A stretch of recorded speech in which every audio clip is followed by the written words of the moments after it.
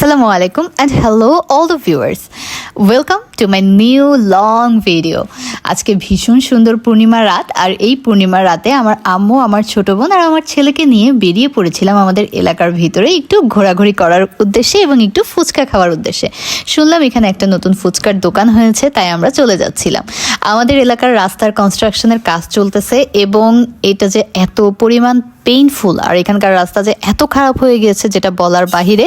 এখানকার মানুষ বর্তমানে হাঁটাহাঁটি করেই আর কি চলাফেরা করতেছি এবং এটা অলমোস্ট 2 years লাগবে আমাদের এখানকার রাস্তা ঠিক হতে। আমাদের এখানকার এই রাস্তার থেকে যে কোনো গ্রামের মানে রাস্তা অনেক অনেক বেটার। আমার ছেলে নিজেও এই কথা বলেছে। আমরা ফুচকার দোকানে চলে এসেছি, আমাদের বাসা থেকে খুব কাছে এটা অবস্থিত। তো ওখানে দেখলাম পরিবেশটা বেশ সুন্দর করেছে।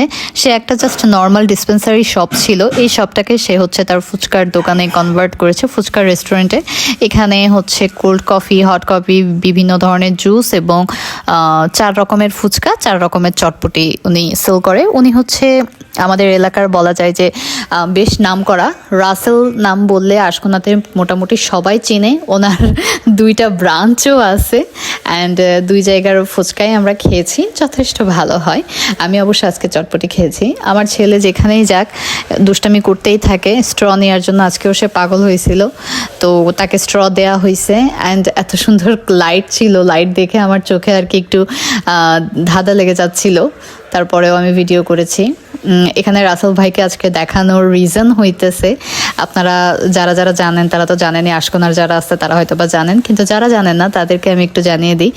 রাসেল ভাইয়ের কিন্তু বাই বার্থ একটা কিডনি অ্যান্ড উনি হচ্ছে এই একটা কিডনির ওপরেই বেস করে বিজনেস করে এবং অনেক সততার সাথে উনি দীর্ঘদিন যাবৎ বিজনেস করে আসতেছে। তো ওনার যখন থেকে আমি শুনতে পেরেছি এই কথাটা, আমি ওনার ফ্যামিলির মারফতে আর কি জানতে পেরেছি। তো আমার কাছে ব্যাপারটা ভীষণ পেইনফুল লেগেছে, খুব কষ্ট লেগেছে যে একটা মানুষ একটা কিডনি নিয়ে জন্মগ্রহণ করছে এবং এটা দীর্ঘদিন পর্যন্ত ওনারা জানতেও পারছিল না। রিসেন্টলি উনি একটু সিক ফিল করে এবং সিক ফিল করার পরে আর কি ওনার এই জিনিসটা ডায়াগনোসিস করা হয়, ডায়াগনোসিস করে ধরা পড়ে। এদিকে আমার ছেলে ওনার ডেকোরেশন এখানে দুষ্টামি করছিল, দেখেন এটা হাতে পাচ্ছে না, এইখানে যে ধরার কোনো মানে হয়? ছেলে বাচ্চাগুলো এরকম দুষ্টু হয় কেন? আমাদের ফুচকা রেডি হয়ে গিয়েছে। টুনি নিয়েছিল স্পেশাল ডিম ফুচকা, এটার প্লেট ছিল 1 প্লেট 70 টাকা, আর আমি নিয়েছিলাম নর্মাল চটপটি অ্যান্ড আমার এটার প্রাইস ছিল 40 টাকা।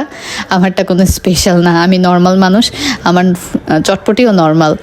অ্যান্ড আমি এখানে খাওয়া শুরু করেছিলাম। আমি একটু ভয়তে ছিলাম, চটপটি বলেন ফুচকা বলেন আমার না আসলে স্যুট করে না, এই জন্য আমি একটু কম খাই এগুলো। তো আমি ভয়তে ভয়তে খাচ্ছিলাম।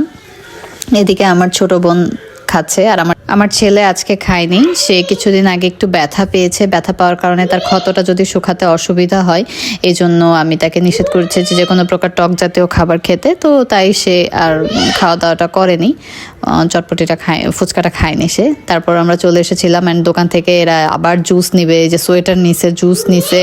আমার ছেলে হচ্ছে একটা ফ্রুটিকা নিছে, একটা বেলুন নিছে। এই যে বেলুনটার দাম হচ্ছে 20 টাকা। আমি মুখে বলতেছিলাম তুই বেলুনটার পরিবর্তে আরও কোনো খাওয়ার জিনিস নে, কিন্তু সে বেলুনটা নিবেই। এই বেলুন নিয়ে যে কত কাহিনী হয়েছে, এই কাহিনী যদি আমি সব ভিডিও করতাম তাহলে আরও একটা লং ভিডিও হইতো। ধন্যবাদ সবাইকে আমার ভিডিওটি দেখার জন্য।